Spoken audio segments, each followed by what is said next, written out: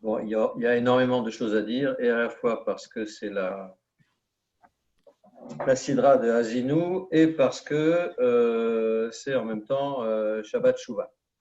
Alors, ce qu'il faut bien, enfin, d'abord, en général, les règles, pour savoir un peu quand ça tombe, la règle, c'est que on lit toujours la Sidra de Nitzavim avant Rosh Hashanah, parce que la Sidra de Nitzavim, c'est celle qui incite à la Tchouva, et donc on veut la lire avant Rosh Hashanah. Ça fait en plus un intervalle de temps avec la Sidra d'avant, Kitavo, qui contient toutes les Tochachot, toutes les malédictions qui nous tomberont dessus si on se compte du mal. Et donc, en général, on a entre Rosh Hashanah et Kippour, soit Vayeler, qui est la Sidra après Nitzavim, soit Hazinou. Lorsque les années où Rosh Hashanah tombe un Shabbat, comme cette année, c'est Hazinou qui tombe entre Rosh Hashanah et Kippour et qui donc est Shabbat Shuvah. Comme c'est Shabbat Shuvah, on lit une haftara particulière qui donne son nom d'ailleurs au fameux Shabbat Shuvah, puisqu'elle commence par Shuvah Israël, c'est autour de la Shuvah. Et donc, ce que j'ai choisi aujourd'hui, de vous parler un peu de Hazinou et un peu de la haftara de Shabbat Shuvah.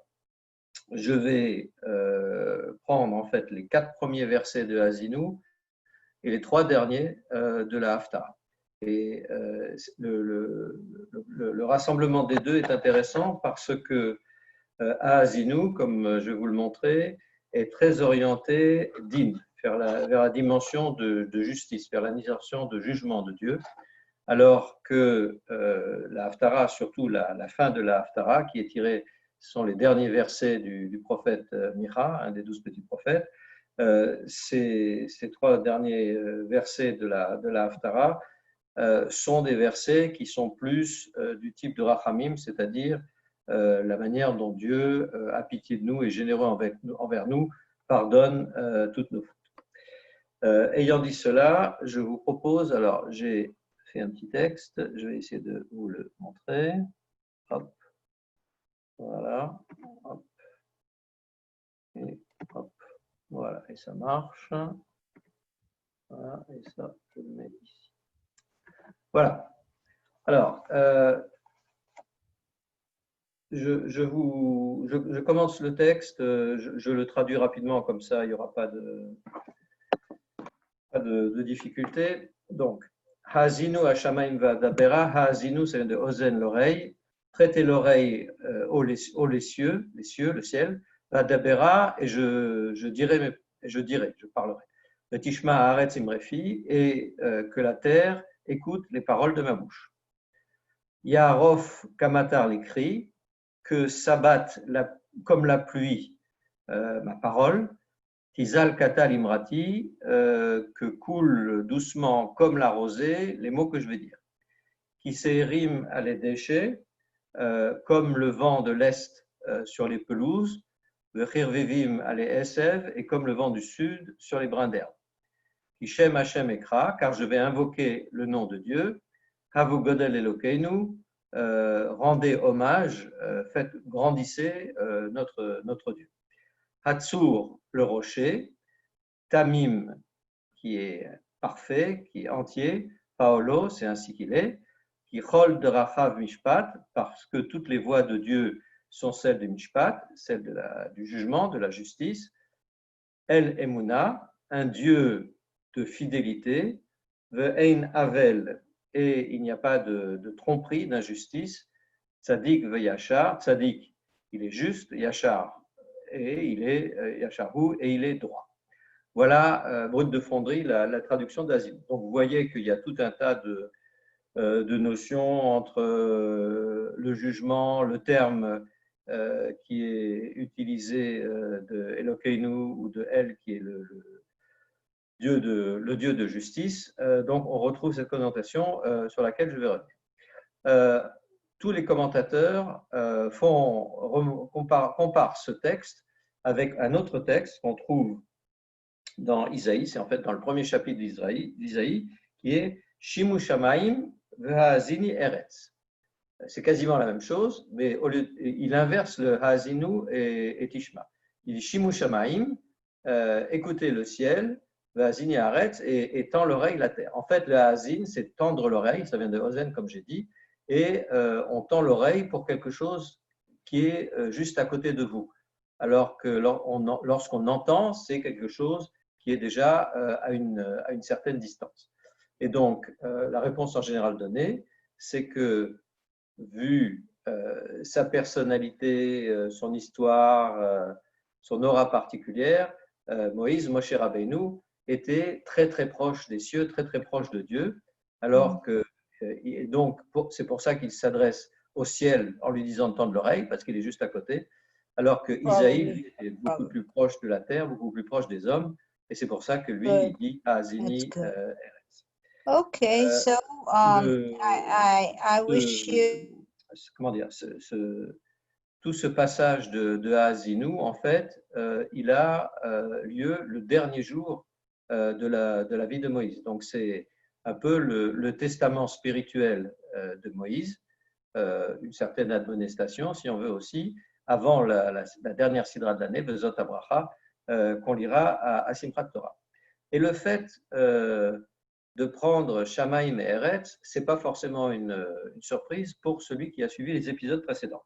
Parce qu'effectivement, à la fin de la Sidra de Netzavim, Moïse dit Haïdoti bachem ayom et Shamaim et Eretz. J'ai pris comme témoin vis-à-vis de vous, aujourd'hui, le ciel et la terre. Et il s'adresse évidemment aux enfants d'Israël, et en l'occurrence à leurs dirigeants.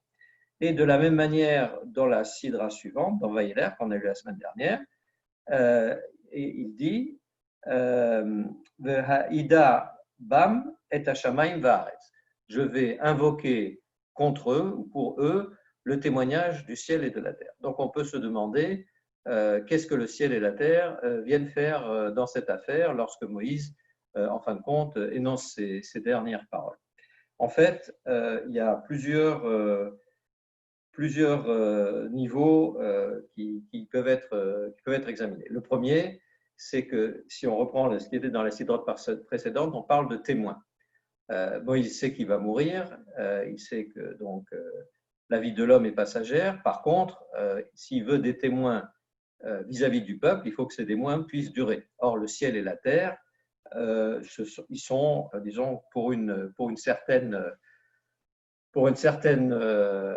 période, disons pour toujours, sauf que l'éternité, rien n'est garanti pour l'éternité. D'ailleurs, c'est intéressant, soit dit en passant, quand on dit en hébreu pour toujours, pour l'éternité, on dit le olam vaed, hein, comme dans Baruch Shem Kevod Malchoto, le olam vaed, à tout jamais, pour toujours. Mais en fait, si on regarde les mots, le sens littéral des mots, le olam vaed, ça veut dire aussi long, pratique, on pourrait traduire ça, aussi longtemps que le monde, olam, vaed, aide et témoin. Donc on retrouve la même idée, donc des témoins qui sont stables, qui sont fiables, qui sont là tout le temps. Autre explication donnée par rapport à ça, le ciel et la terre, en fin de compte, ils font leur boulot. Les astres, les planètes, la terre qui suit les saisons, qui donne ses récoltes, etc. Et ils font leur travail, leur mission, sans avoir à attendre de punition ou de récompense de la part de Dieu. Évidemment, les Chachamim en tirent un calvachomer, un raisonnement à plus forte raison. Si déjà le ciel et la terre, qui ne perçoivent pas de récompense ou de punition, font ce que Dieu leur a demandé de faire, à plus forte raison, le juif qui connaît, et les hommes qui connaissent la notion de récompense et de punition, doivent se conduire comme Dieu le leur a demandé. Le dernier aspect de Shamaim et de Eretz, c'est en fin de compte, ils sont non seulement les témoins, mais c'est eux aussi qui, d'une certaine manière, exécutent le jugement de Dieu. Si vous vous souvenez du Shema que vous dites très, très régulièrement, dans le Shema, Shamor Lachem, etc., Veloye Matar, il n'y aura pas de pluie, Varetz Lotiden et Tuvula. C'est-à-dire que si vous conduisez mal, il n'y aura pas de pluie, donc le ciel bloquera la pluie et la terre ne donnera pas son produit. Inversement, il y a un autre passage qui est dans Vaïkra, je crois, Venatati gishmechem beitam, venatna eretz peria. Dieu dit aux enfants d'Israël, si vous conduisez bien, je donnerai la pluie en son temps et la terre produira ses fruits. Donc non seulement le ciel et la terre sont des témoins, mais en plus, ce sont eux les garants qui font en sorte que la récompense ou la punition de Dieu s'accomplit. Ce qui est intéressant aussi, c'est qu'il y a plusieurs niveaux maintenant d'interprétation par rapport à Shammai et Eretz. Par rapport, bon, on a vu ce que je viens de dire, ce sont la terre et le ciel qui sont à la fois les témoins et les justiciers. Mais il y a d'autres interprétations, en partie, puisque là, c'est Moïse qui s'adresse. Et donc, dans la mesure où ce Haazinu relève de la prophétie, en fait, Moïse s'adresse aussi bien aux gens qui sont en face de lui au présent qu'aux générations futures. Et donc, c'est ce qu'on retrouve d'ailleurs dans l'ensemble de Haazinu. Or, ici, on peut comprendre aussi, à Shamaïm, c'est ce qui est en haut, et à Haaretz, c'est ce qui est en bas. Et de là, un certain nombre de commentateurs disent, en fait, Shamaïm, ça veut dire Dieu, et Haaretz, ça veut dire les hommes, ou ça veut dire les enfants d'Israël. Et ce qu'on dit là, c'est que Moïse s'adresse à la fois à Dieu et aux enfants d'Israël.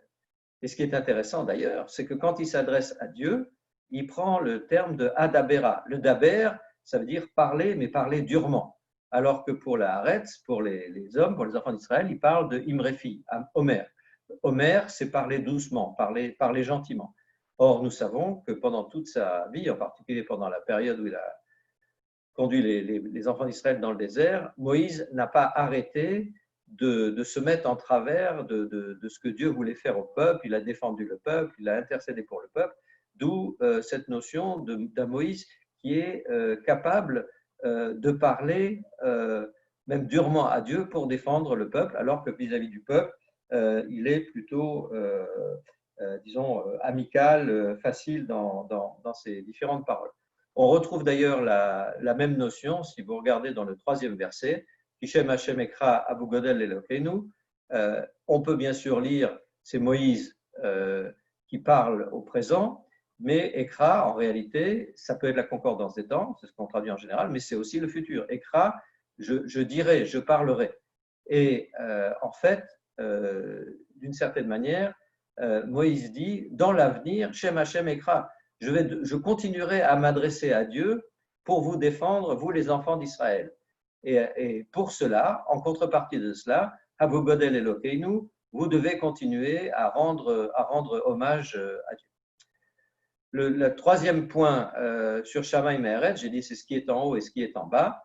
Certains disent que Shamaïm, ça représente les Talmidei Chachamim, et à Haaretz, c'est le reste du peuple, c'est-à-dire des gens comme vous et moi. Et on explique ainsi le Daber et le Homer. Vis-à-vis des Talmidei Chachamim, il faut parler durement, il faut être extrêmement exigeant, alors que vis-à-vis des gens ordinaires, il faut être beaucoup plus soft, leur parler beaucoup plus doucement pour leur faire comprendre les choses. Le 2e verset, Yarov Kamatar l'ikri, tout le monde tombe tout de suite sur le mot l'ikri, qui est un mot relativement peu courant. L'ikri, littéralement, ça veut dire ma part, c'est ce que je prends, la koach. Et dans la tradition juive, l'écart, c'est la Torah. On explique en particulier qu'on appelle ainsi la Torah parce que c'est ce que l'élève prend de son maître, l'okéar de son maître.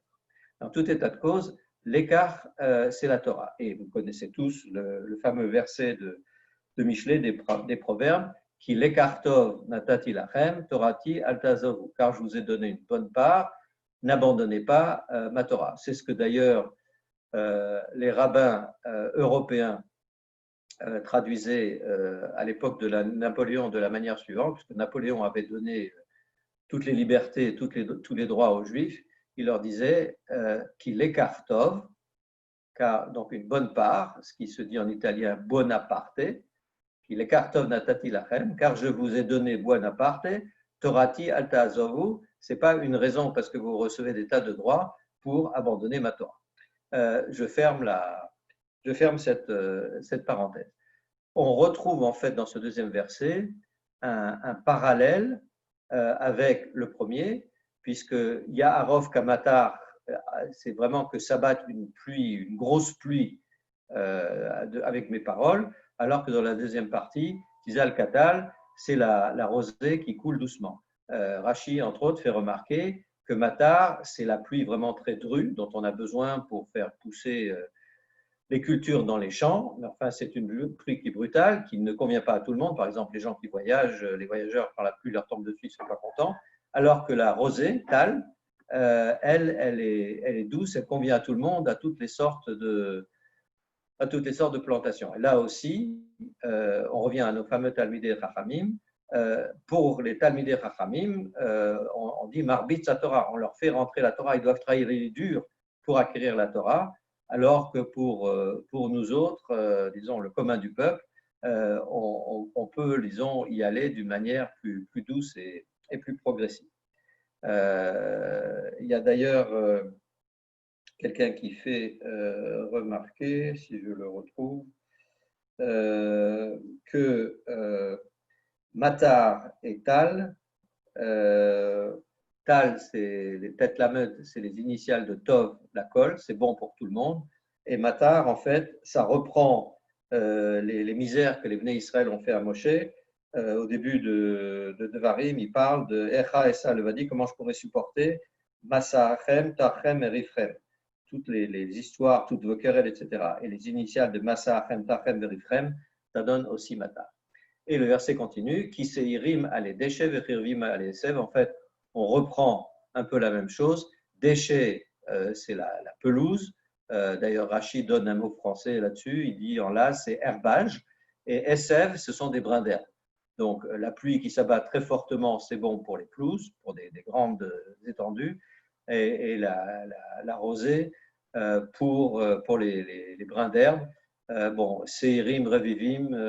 Il y a toute une série d'explications. Seirim, en fait, c'est le vent de l'Est qui est un vent très, très dur, très, très brutal, alors que Revivim, c'est le vent du Sud qui est en général chaud et plus doux. Je reviens au verset 3 qu'on avait vu tout à l'heure, Kishem Hashem Ekra Avogodel Elokeinu.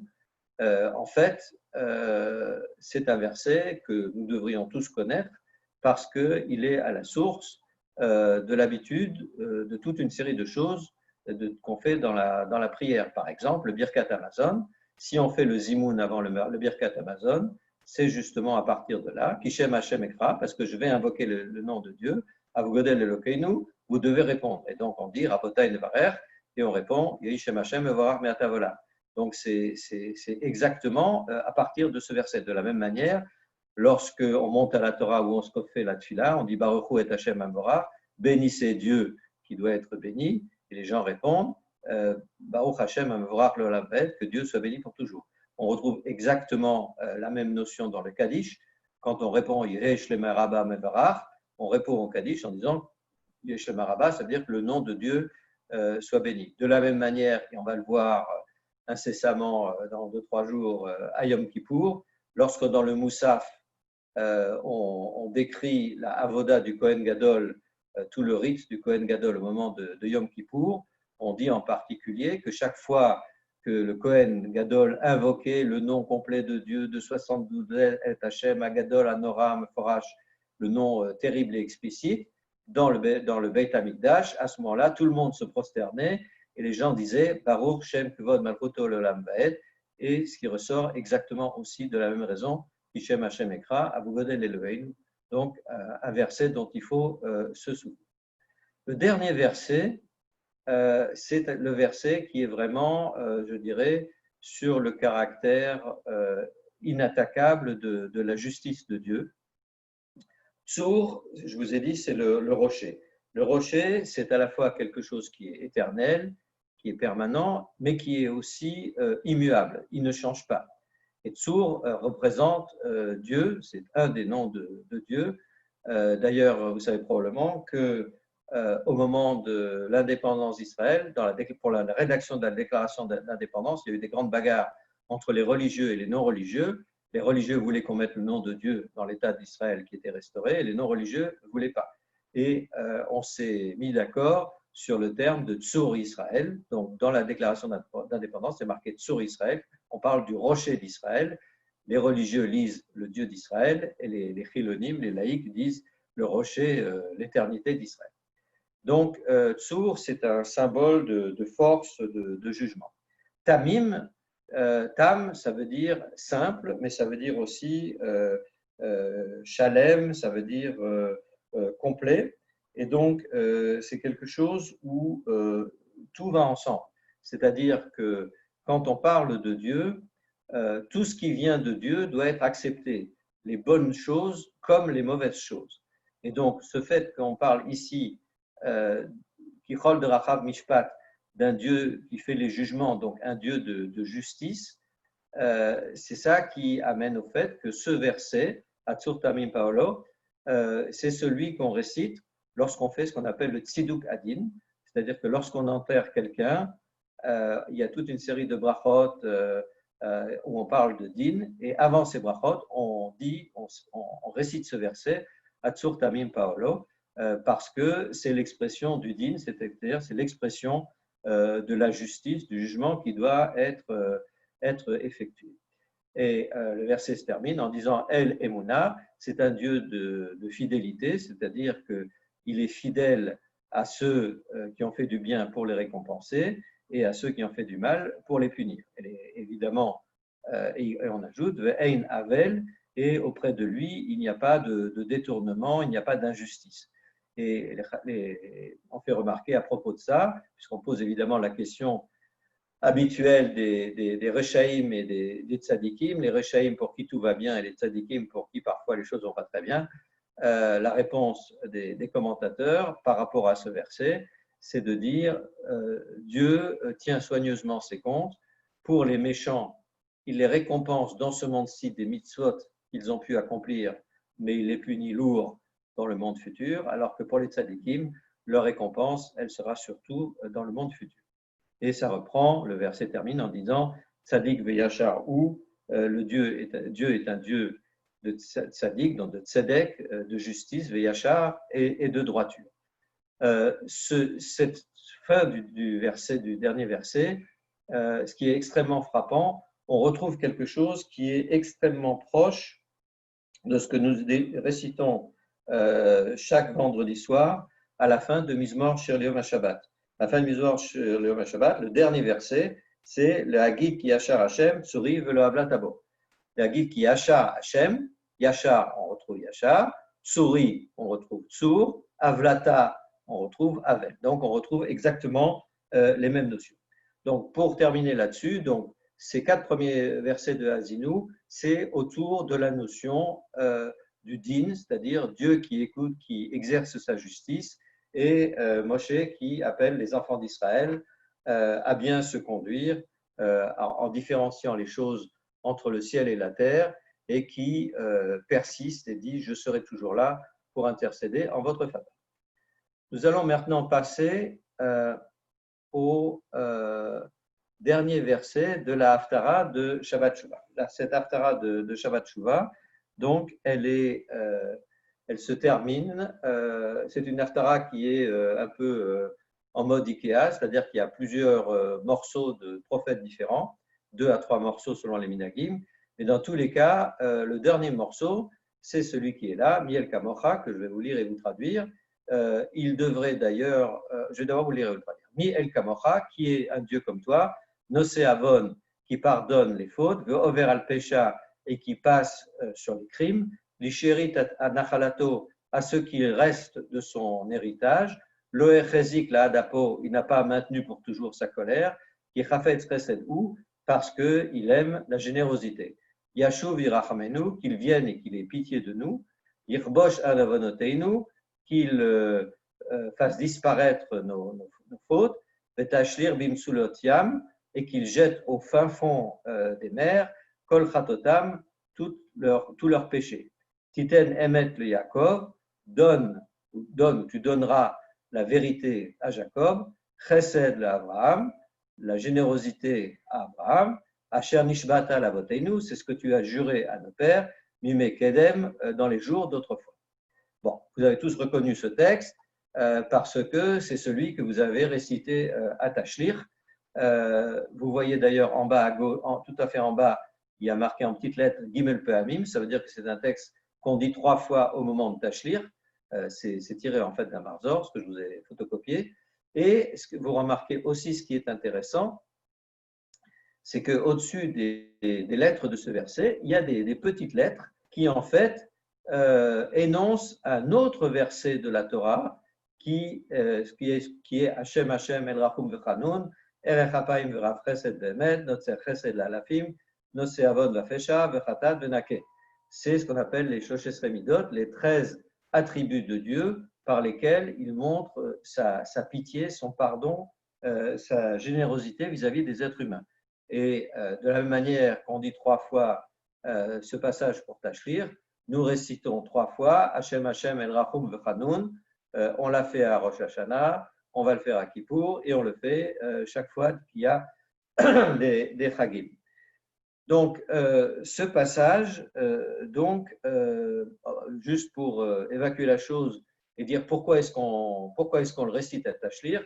Alors, la première raison qui est évidente, c'est que c'est un passage qui traite de Tchouva, Yashuv Yerachamenu. C'est un texte qui parle de la générosité, de la capacité à pardonner Dieu, de la capacité à effacer nos fautes chez Dieu. Et donc déjà, ça tout seul, ça justifierait. Maintenant, pourquoi est-ce qu'on va faire ce tachlir? Et donc, à côté d'une étendue d'eau, ou en général une étendue d'eau vive, c'est-à-dire pas auprès d'une mare ou d'un truc qui ne bouge pas, c'est un fleuve, une rivière, une mer, enfin en général, c'est de l'eau vive, enfin de l'eau courante. Ça fait en fait référence à un midrash qui parle d'Abraham et Isaac. Or, vous savez qu'à Rosh Hashanah, évidemment, ce qui caractérise Rosh Hashanah, c'est le shofar, et le shofar vient, entre autres choses, nous rappeler la Kedat Yitzhak, c'est-à-dire la ligature d'Isaac. Et dans tout le rituel de Rosh Hashanah, on n'arrête pas de parler d'Abraham et de Yitzhak. Pourquoi? Parce qu'Abraham a renoncé à tout pour pouvoir obéir à Dieu, et Yitzhak, de son côté, donc, qui avait 40 ans au moment de cet événement, a accepté d'être sacrifié pour Dieu. Donc, aussi bien Abraham que Yitzhak ont fait le sacrifice de ce qu'ils avaient de plus précieux. Pour Abraham, son fils qu'il avait eu tant de mal à avoir de Sarah, et pour Yitzhak, la vie, pour pouvoir répondre à Dieu. Et c'est pour ça que tout au long de Rosh Hashanah, on cite Abraham et Yitzhak. Or, il y a un midrash qui raconte que lorsque Abraham est parti sacrifier Yitzhak, puisqu'il y avait un chemin assez long quand il est parti, le Satan s'est adressé à Dieu, donc c'est le midrash qui raconte, en disant, bon, Abraham, il va y aller, de toute façon, il a confiance en toi, il sait bien qu'au dernier moment, tu vas tout arrêter, et en fait, bon, il y va parce que c'est pas trop compliqué. S'il y avait des difficultés, il n'irait pas. Et Dieu dit, non, non, j'ai confiance en Abraham, il ira. Et donc, le Satan met toutes sortes d'obstacles sur la route d'Abraham, et l'obstacle le plus fort, c'est le Satan crée un fleuve, crée une rivière, et Abraham, imperturbablement, avance avec son âne, son fils, ses serviteurs, dans la rivière, et jusqu'à ce qu'il ait de l'eau pratiquement à la hauteur des yeux. Et à ce moment-là, il implore Dieu, qui bat au maïm ad nafesh, parce qu'il ne peut plus tenir. Et à ce moment-là, Dieu supprime ce fleuve et Abraham peut continuer à avancer. Donc, ce fleuve est en fait une des épreuves qui a été infligée à Abraham. Et donc, puisque tout Rosh Hashanah tourne autour d'Abraham et de Yitzhak, on met en avant, en allant au bord d'un fleuve ou d'une rivière, l'effort d'Abraham, le mérite d'Abraham à travers cette épreuve. Selon un certain nombre d'opinions, c'est encore mieux quand c'est une eau au milieu dans laquelle il y a des poissons. Alors, pourquoi les poissons? L'explication qu'on donne en général, c'est que de la même manière que les poissons, ils ne peuvent pas échapper au filet, c'est-à-dire quand il y a les filets des pêcheurs qui arrivent, il y a des poissons un peu partout, Puis il y a des poissons qui arrivent à s'en tirer, des poissons qui sont pris dans le filet, et ceux qui sont pris dans le filet ne peuvent rien y faire. Et de la même manière que les poissons sont à la merci des pêcheurs, de la même manière, nous sommes à la merci du jugement de Dieu lorsqu'il vient nous juger à Rosh Hashanah et à Kippour. Bien évidemment, le pain qu'on jette, qui est symbole des péchés dont on se débarrasse, n'est pas là pour nourrir les poissons. Donc voilà sur ce minag de Tachlir, et le mot Tachlir, d'ailleurs, on le retrouve évidemment aussi dans notre texte de Micha. Alors, je reviens à Micha, et on va revoir rapidement le texte. Donc, Miel Kamocha, qui est comme toi, Dieu, Nosé Avon, Nosé, ça veut dire celui qui enlève, qui balaye, qui soulève, qui enlève. Donc, les péchés, Avon, sont complètement balayés. Avon, je vous rappelle, c'est une faute volontaire. Ce sont des fautes que nous avons faites volontairement. Le Over al Pesha, et Over, c'est passer, celui qui passe sur le chemin. C'est-à-dire, Dieu passe son chemin, al Pesha, par rapport au péché. J'ai traduit ça par crime. En fait, le péché, c'est la révolte contre Dieu. Avon, c'est la faute volontaire. Pécha, c'est la révolte contre Dieu, donc qui est un crime, qui est en fait passible de karet. Et chet, qu'on verra plus tard, c'est la faute sans intention d'avoir commis une faute. Donc même pour ceux qui se sont révoltés contre Dieu, Dieu est capable, si le nécessaire est fait évidemment, d'être over al pécha, c'est-à-dire de passer son chemin, de négliger ce crime. Et nous dit Micha, le prophète, l'ishérit nachalato. À qui ça s'applique ça? Ashérit nachalato, c'est ce qui reste de son héritage. Et donc, les derniers survivants, si vous voulez, du peuple juif, les rescapés, les survivants. Et donc, d'après beaucoup de commentateurs, toute cette prophétie de Micha, en fait, correspond à l'époque du Mashiach, c'est-à-dire qu'au moment du Mashiach, lorsque la délivrance va venir, lorsque le Goël va arriver, à ce moment-là, les derniers survivants, les derniers rescapés du peuple juif, bien qu'ils aient pu commettre des fautes, bien qu'ils aient pu être en galoute, malgré tout ça, Dieu va les prendre et les ramener, et c'est à ça que ça fait allusion. Loéchezik la adapo, donc il n'a pas maintenu pour toujours sa colère, c'est-à-dire que la colère de Dieu retombe, elle ne reste pas permanente. Qui chafet chesedou, et j'ai traduit parce que Dieu il aime, il apprécie la générosité. Et si vous faites attention, ce mot chesed, on le retrouve deux fois. On le retrouve ici et on le retrouve deux lignes plus bas dans chesed le Avraham. En fait, c'est une espèce de mida keneged mida, c'est-à-dire que Dieu renvoie l'ascenseur. Avraham est connu pour son chesed parce qu'il était généreux envers les hommes, et on peut donc comprendre qu'il a fait chesed ou parce que Dieu apprécie la générosité, donc il a apprécié celle d'Abraham, et donc pour nous autres, ses descendants, il tient ça, il prend ça à notre crédit, et c'est pour ça qu'il a un jugement qui nous est particulièrement favorable. En fait, le chesed de Abraham, qui est un peu plus bas, veut dire quelque chose de tout à fait différent. En fait, dans ce chesed de Abraham, Dieu tient compte, enfin, il rend à Abraham sa générosité. Pourquoi? Parce qu'on considère qu'Abraham a été généreux envers Dieu. Pourquoi? Parce que Abraham a décidé, a promis à Dieu ou a fait le vœu d'éduquer et d'instruire tous ses descendants pour qu'ils observent les mitzvot, qu'ils aillent dans les chemins de Dieu. C'est un passage qu'on trouve dans Bereshit, juste avant la prière d'Abraham pour Sodome et Gomorrhe, où Dieu dit « je ne vais pas cacher à Abraham ce que je fais ». Et Dieu dit « je sais qu'il a ordonné à ses fils, à ses descendants, de continuer à suivre ma voie et à observer mes commandements ». Et donc ce chesed de Abraham qu'on voit à la 5e ligne, c'est en fait Dieu qui renvoie l'ascenseur à Abraham. Je continue, je reviens à la 3e ligne. Yashuv Yerachmenu, donc en Yashuv, on a évidemment la notion de tchouva. Vous savez qu'il y a une symétrie dans la tchouva. Dieu dit aux enfants d'Israël, Shuvu Elai va Shuvu Alechem, revenez vers moi et je reviendrai vers moi. Et les enfants d'Israël lui répondent la réponse du berger à la bergère, Ashiveinu Hashem Elecha, Venashuva, ramène-nous vers toi et nous reviendrons. Yarachmenu, donc c'est le point très très fort de ce passage de Micha, c'est la Rachamim, alors que tout à l'heure dans Avdinu on avait Din, ici on est Lifne Meshuratadin, on est bien au-delà du jugement et on est donc dans le pardon et la générosité. Le texte continue, Yirbosh Avonotenu, l'Irbosh c'est ça veut dire vaincre, mais ça veut dire surtout aussi écraser, broyer, par exemple des pilets des olives, c'est Zetim Kvushim. Et donc, Yirbosh Avonotenu, littéralement, ça veut dire que Dieu écrase, qu'il piétine toutes nos fautes pour qu'on n'en parle plus. Vetashlir bimtsulot yam kol chatotam, et jette au fond des mers kol chatotam, tous les péchés, donc tous leurs péchés, tous les péchés des enfants d'Israël. Vous voyez d'ailleurs qu'on est dans la prophétie, on passe de la première personne à la deuxième personne, ici chatotam à la troisième personne, et je vous rappelle donc chet, chatotam c'est le pluriel de chet, ce sont les fautes qu'on a commises de manière non intentionnelle. Et Micha conclut en disant Titen emet le Yaakov, chesed l'Abraham, Hashem nishvat alaote.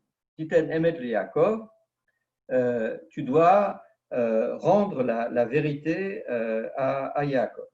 D'où ça sort cette vérité qu'on doit donner à Yaakov. Eh bien, Dieu, tu as fait une promesse à Yaakov lorsque Yaakov s'est enfui de chez lui, qu'il était à Bethel. Il a eu son fameux rêve avec l'échelle. Et Dieu lui a promis je te garderai, je te ramènerai vers ce pays, Velo et Zofra, et je ne t'abandonnerai pas, ni toi, ni ta descendance.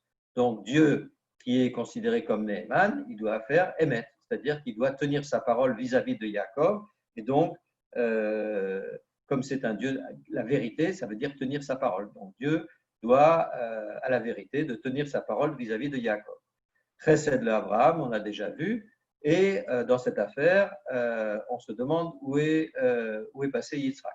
En fait, Yitzhak, il est caché dans Asher Nishbata Lavoteinu, parce que Nishbata, le serment qui a été fait par Dieu à nos pères, il a été fait à un moment bien précis, c'est au moment de la Hakediat Yitzhak, lorsque Abraham lève le bras pour sacrifier et que Dieu lui dit non, ne sacrifie pas ton fils, je sais que tu m'es fidèle puisque tu n'as pas voulu l'épargner. Il lui montre le beignet, il sacrifie le beignet.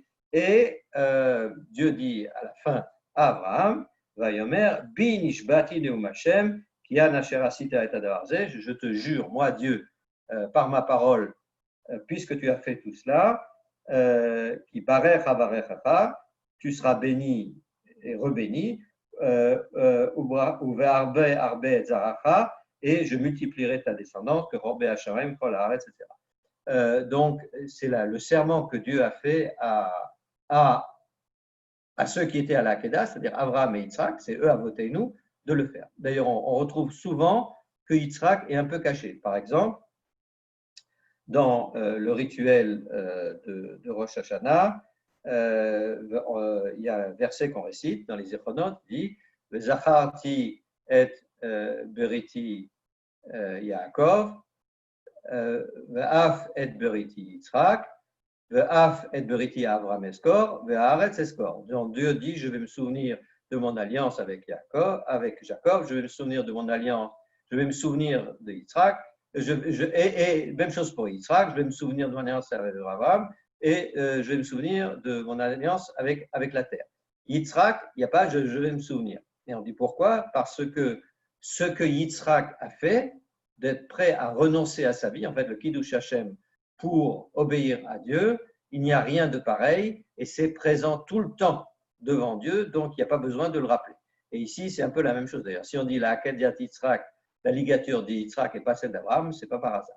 Et donc le serment qui a été fait, en fait, il a été fait, les paroles se sont adressées à Abraham, mais c'est un serment qui s'adressait en réalité à Yitzhak. Et ici, donc, on retrouve Micha amène à l'appui de sa demande de Rachamim envers Dieu, à la fois Abraham, Yitzhak et Yaakov, pour qu'ils viennent pardonner au peuple. Je reviens une seconde sur le tashlir bimsulotia kol chatotam, donc ce tashlir que tu jetteras qui a donné le nom à notre tashlir, en fait, j'ai dit il faut les jeter au fond de la mer pour les dissimuler. Or, vous savez que pour les différents types de fautes, il y a différents types de pardons qui sont demandés. Justement, pour les chataïm, pour les fautes qui sont non volontaires, on demande kapara. Kapara, ça veut dire couvrir, ça veut dire cacher. Donc, on cache ces fautes, comme Noach avait mis du goudron autour de l'arche pour kofer, pour cacher le bois. Donc, ça, c'est kapara pour chataïm. Pour ce qui est des avonotes, c'est-à-dire vraiment je vais y arriver, des fautes volontaires, on demande slach lanu, on demande slicha, c'est-à-dire que Dieu peut pardonner une faute de volontaire lorsqu'on lui demande de nous la pardonner. Donc ça, c'est un processus, disons, je dirais entre guillemets normal, comme celui qui est entre l'homme et Dieu. Par contre, lorsqu'il s'agit de pécha, c'est-à-dire de la révolte contre Dieu, d'un crime contre la Torah, d'un crime contre Dieu, à ce moment-là, ce qu'on demande, c'est mechila. Mechila, c'est un pardon unilatéral, c'est un sans contrepartie. Donc voilà un peu pour ce passage de Mira. Avant de vous repasser la parole, si vous avez des questions, je voudrais terminer avec un joli vort que j'ai lu, qui est de Rabbi Yitzhak Belzer, donc je pense que ça doit être un des Rebbes de Belz, qui faisait la parabole suivante sur les Aseret Yom Teshuvah, sur les 10 jours de connaissance où nous sommes en ce moment. Et la parabole est la suivante: il y a un roi qui, comme le calife de Bagdad, Haroun al-Rachid, aime bien se promener incognito parmi ses sujets. Donc il se déguise et il vient chez les uns et chez les autres comme un homme ordinaire. Il arrive chez un homme qui l'accueille très bien, qui lui offre à boire, qui lui donne l'hospitalité, qui lui sert à manger, qui discute avec lui. Et après, le roi est très content et il s'en va. À ce moment-là, arrive quelqu'un qui dit à notre homme: mais est-ce que tu te rends compte que c'est le roi qui t'a rendu visite et qui était chez toi? Et l'homme s'exclame: mais je suis complètement idiot. Si j'avais su que le roi était là, j'en aurais profité pour lui demander des tas de choses, des avantages, des récompenses, la suppression de mes contraventions. Et le Rebbe de Belz conclut en disant: c'est exactement ce qui se passe pendant les Aseret Yom Teshuvah. En fait, c'est une période où Dieu est plus proche de nous, où Dieu est parmi nous. Si nous faisons l'effort de lui demander tout ce que nous avons à lui demander, il y a une meilleure chance pour qu'il nous écoute. Mais si nous le laissons passer sans rien faire, eh bien, il sera reparti. Et comme cet homme, nous n'en aurons pas tiré avantage. Voilà, j'ai terminé avec cette parashat Shavua un petit peu inhabituelle. Je vais enlever le texte et